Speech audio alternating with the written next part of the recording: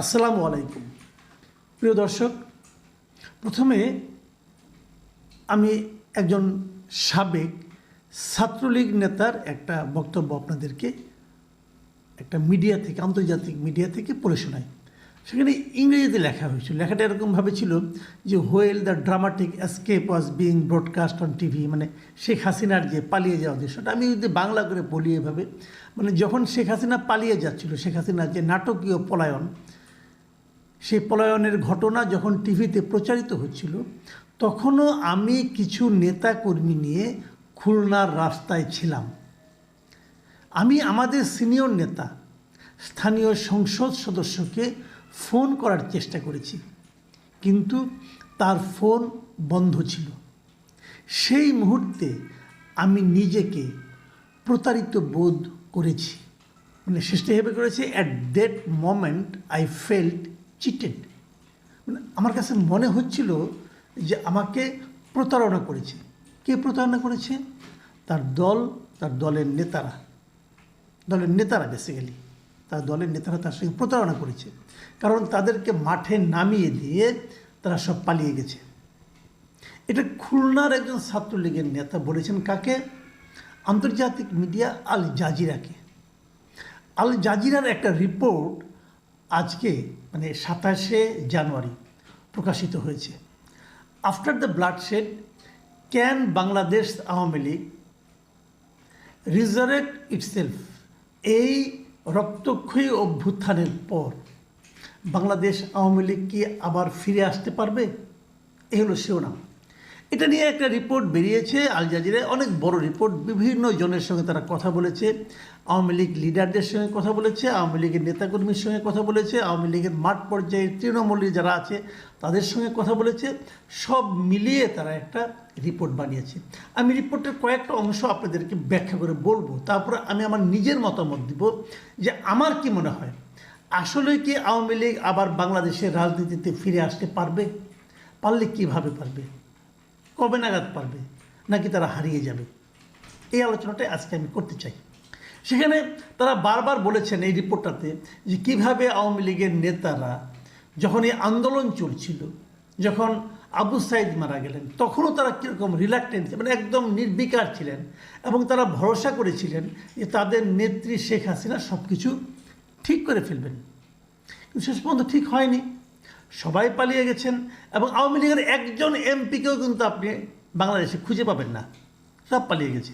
এই পালিয়ে গেছেন বললে আবার আওয়ামী লীগের কিছু নেতাকর্মীরা খুব গোস্বা করেন, মন খারাপ করেন। তারা বলেন না শেখ হাসিনা তো পালায়নি, তো পালাইনাতে গেল কীভাবে? এবং তার উনি পালাননি, ওনার মন্ত্রীরা কীভাবে কী করছেন? মন্ত্রীরাও পালিয়েছেন। তো সবাই পালিয়েছেন, তো উনি পালাবেন না কেন? ও উনি পালিয়েছেন বলেই সবাই পালিয়েছেন, আসলে পালিয়েছেন। তো এত বড় একটা দল, যা নাকি নিজেদেরকে দেশের বৃহত্তম দল বলতে ভালোবাসে, পছন্দ করে, তাতে এই দুরবস্থাটা কেন?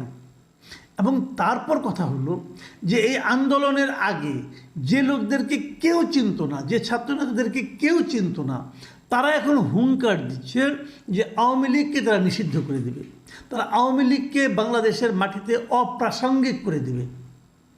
এই হুঙ্কার তারা দিচ্ছে, এবং সেই হুঙ্কারের কোনো জবাবও কিন্তু আওয়ামী লীগের কোনো লিডাররা দিচ্ছে না। তাদের দেওয়ার সেই সক্ষমতা নেই। কেন নেই? আমি যতটুকু বুঝি, এরা প্রচুর অর্থ কামিয়েছে, এবং এই অর্থগুলো নিয়ে তারা এই অর্থগুলো এখন দিয়ে বাকি তাদের জীবনের বাকি সময়টা আরাম আয়েসে কাটাতে চায়। এই সমস্ত প্রতিবাদ করে তারা তাদের সময়, শ্রম, শান্তি কোনোটাই নষ্ট করতে চায় না। কেউ ভারতে গেছে, কেউ ইউরোপে গেছে, কেউ আমেরিকায় গেছে, কেউ এশিয়ার অন্য কোনো কান্ট্রিতে গেছে। যে টাকা তারা নিয়ে গেছে চুরি করে এখান থেকে, তারা ধারণা করছে এই টাকা দিয়ে সে, তার পরিবারের পরিজনের লোকজন, মোটামুটি 2-3 পুরুষ আরামসে কোনো কিছু না করেই চলতে পারবেন। তো তাদের কি ঠেকা এই দলটাকে পেছনে আরও শ্রম দেওয়া, আরও অর্থ দেওয়া? তারা দেবে না। আওয়ামী লীগের কিছু কিছু লোকজন মাঝে মাঝে আমার সঙ্গে যোগাযোগ করেন জানার জন্য, বোঝার জন্য। আমিও তাদের কথা শুনি এই কারণে যে আমিও তাদেরকে বুঝতে চাই, তাদেরকে জানতে চাই যে তাদের মনে আসলে কি চলছে। এবং আপনারা, আমি আশা করব আপনারা এই রিপোর্টটা পড়বেন, এই আল জাজিরা রিপোর্টটা আপনারা পড়বেন। এই রিপোর্টটাতে বলা এক জায়গায়, এই রিপোর্টারকে আওয়ামী লীগের যুগ্ম সাধারণ সম্পাদক আফম বাহাউদ্দিন নাসিম, তিনি গত 16 জানুয়ারি অজ্ঞাত স্থান থেকে ফোনে আল জাজিরার সঙ্গে যুক্ত হয়েছেন। অজ্ঞাত স্থান থেকে হতে হবে কেন?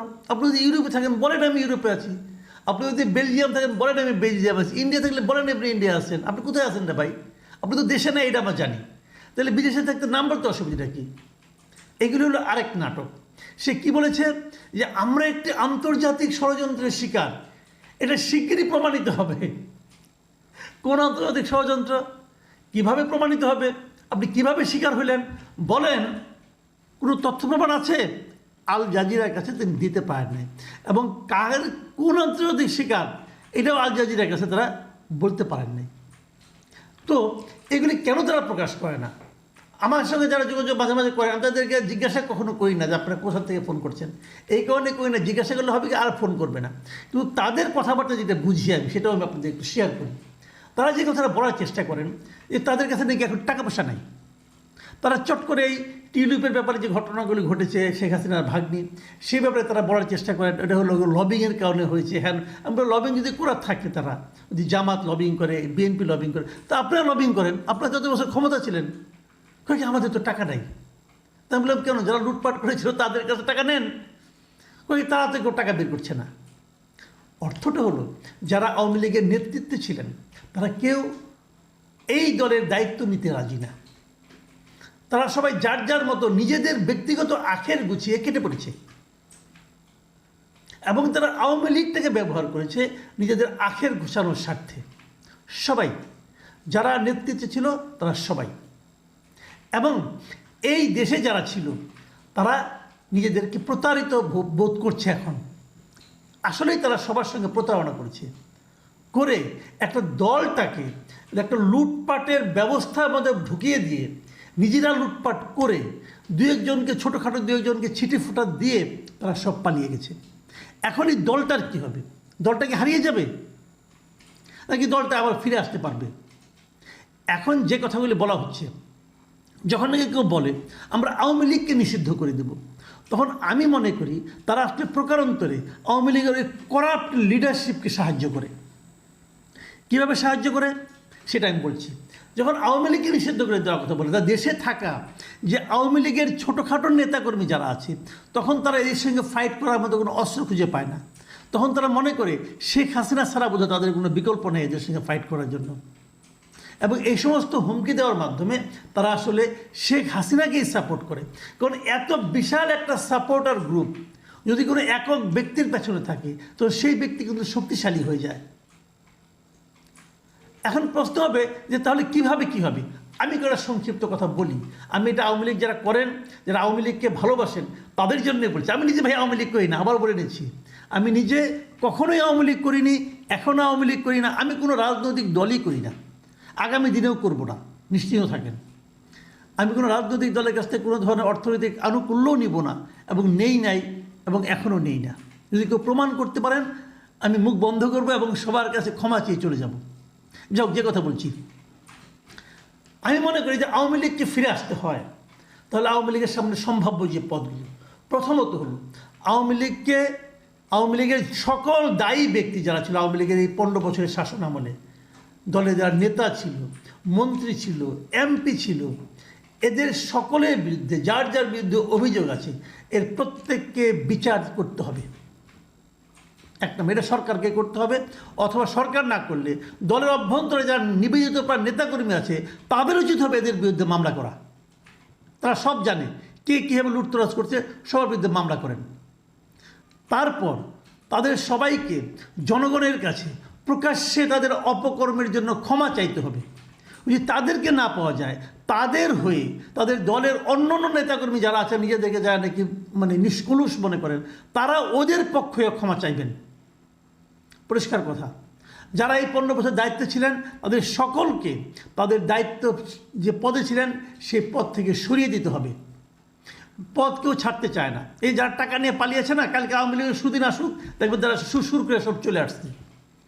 এইগুলোকে চিহ্নিত করতে হবে, এদেরকে সম্পূর্ণভাবে সরাই দিতে হবে। তারপর আরেকটা কি বুঝতে হবে, জানি সবচেয়ে বড় ব্যাপার, সেটা হলো শেখ পরিবারকে আওয়ামী লীগ থেকে সরাতে হবে। শেখ পরিবার এখন আওয়ামী লীগের জন্য একটা বোঝা, এটা আমি মনে করি। শেখ হাসিনার নিজের বয়স হয়ে গেছে, উনি আরও 50 বছর 100 বছর বাঁচবেন না, এবং ওনার কোনো পরবর্তীতে নেতৃত্বও নাই। ওনার ছেলে মেয়েরাও কেউ এই কাজের দায়িত্ব নিয়ে খুব ভালো করতে পারবেন সেরকম মনে করা যায় না, কারণ তাদের সবার নামে কিন্তু দুর্নীতির অভিযোগ আছে। তার পরিবারের প্রত্যেকটা লোক এক একটা দুর্নীতির মহারাজ।